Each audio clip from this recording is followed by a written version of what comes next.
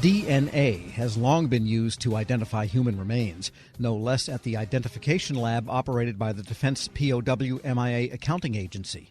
Now some new scientific methods have emerged called next-gen sequencing. With what that is and how it helps, we turn to the DNA Operations Director at the Armed Forces Medical Examiner System, Tim McMahon. Dr. McMahon, good to have you with us. Thank you for having me, Tom. And just what is the connection between the Armed Forces Medical Examiner System, where you run the DNA operations, and the POW MIA Accounting Agency? So the connection is a partnership, and this partnership goes back to 1991. The DPAA, or the Defense POW MIA Accounting Agency, and its predecessors have been around since going back to 1972, when they were the Central Identification Lab in Thailand and in Vietnam recovering. And in 1984, geopolitical thaw between President Reagan and Vietnam unilaterally turned over some unknown service members from Vietnam. In 1991, with the advancements progressing into DNA technology, basically our ability to Xerox copy DNA, so to make millions and millions of copies, which was developed in 1987, that allowed DNA to transition into the forensic field for human remains identification. In 1991, we used what was called mitochondrial DNA, and this is DNA that comes from your mother, so we can trace you back through your maternal side. We were able to assist in the identification of a Vietnam unknown. Additionally, in 1991, at the end of Operation Desert Storm, there were a number of U.S. service members who could not be identified, and DNA had to be used to identify those.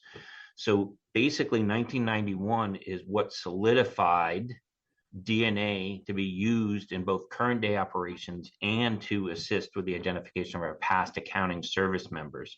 Within DoD, the Armed Forces Medical Examiner System is mandated to determine the cause and manner of death of any service member in a current theater of operation. This includes our highly talented doctors, the forensic pathologists, our medical legal death investigators. Our Division of Forensic Toxicology determines if there's a toxicological, and then there's the DNA lab, or the Armed Forces DNA Identification Lab. So when you think about DNA, and you look back at World War II, Korea, and Vietnam, DNA wasn't even thought about or identified until 1953, when the armistice for Korea was signed. Our ability to Google translate DNA, that is to sequence DNA and determine how it reads, really didn't come about till 1976, so at the end of the Vietnam conflict. So we don't have any direct references, meaning that service member who died, I don't have a direct reference. But in 1992, we started collecting a DNA blood reference card for all active duty reserve and National Guard service members. And because of that, from Operation Enduring Freedom and Iraqi Freedom, there are no unknown military service members. So therefore, you don't need reference DNA from someone's family member, their mother or close relative.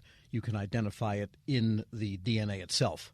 Absolutely. So, for example, Tom, if you were a service member, I would have your card. If you passed away, I could pull that card and I have a direct reference.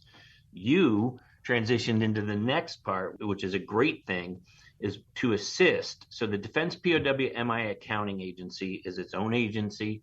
They are mandated with the recovery and identification of all of our World War II, Korea, Vietnam, Cold War, and El Dorado Canyon, which is the bombing of Libya, the missing from those wars. To do that, for us to support them, we do all of the DNA testing for human remains for all of DoD. So the DPAA will go and recover remains from World War II. They can go into Papua New Guinea. They can recover a downed airplane.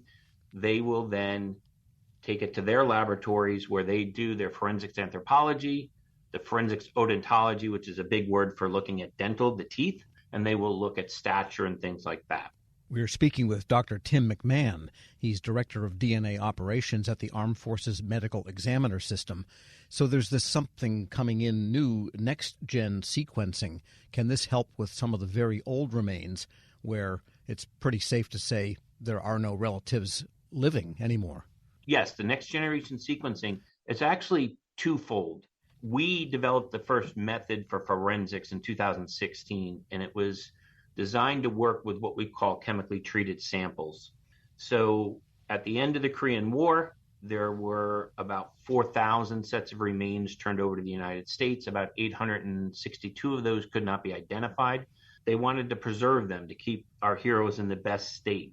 So they embalmed them. Well, we know now that that's the worst you could do to DNA. It took us 16 years in science to catch up, and we were able to do next generation sequencing.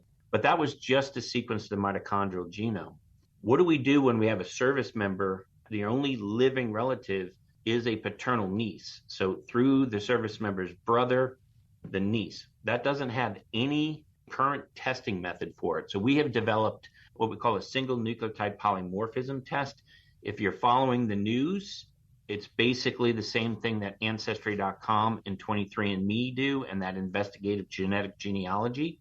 But we made it to work with highly degraded DNA. And so that now will allow us to assist with the identification of individuals who previously did not have what we call a viable family reference.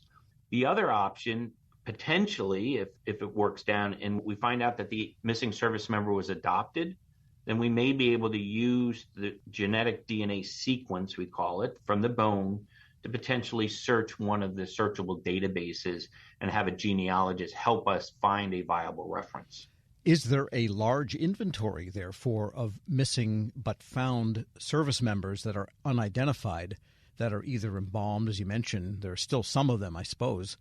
And then what about new ones that might come in, which you would not embalm, but if it's from Vietnam or World War II, there's nothing to embalm. It would be bones.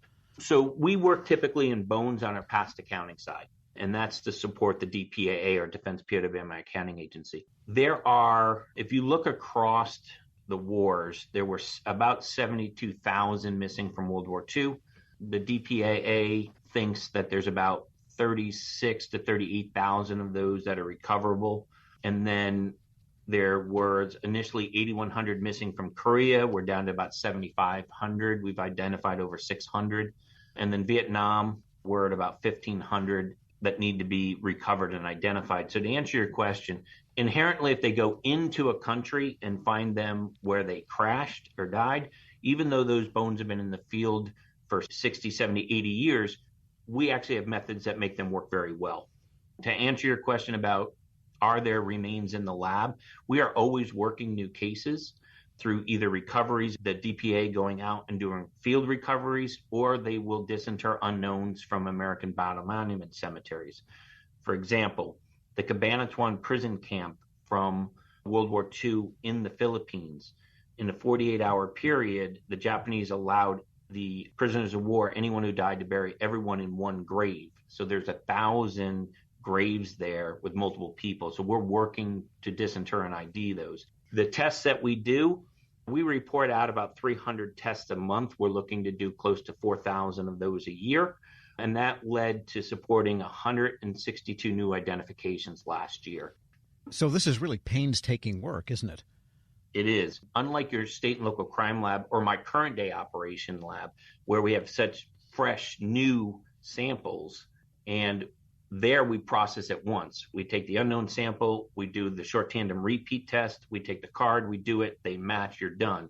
Because of the damage, we actually have to do everything in duplicate. So different scientists do it, the two answers have to match, and then we will search our database.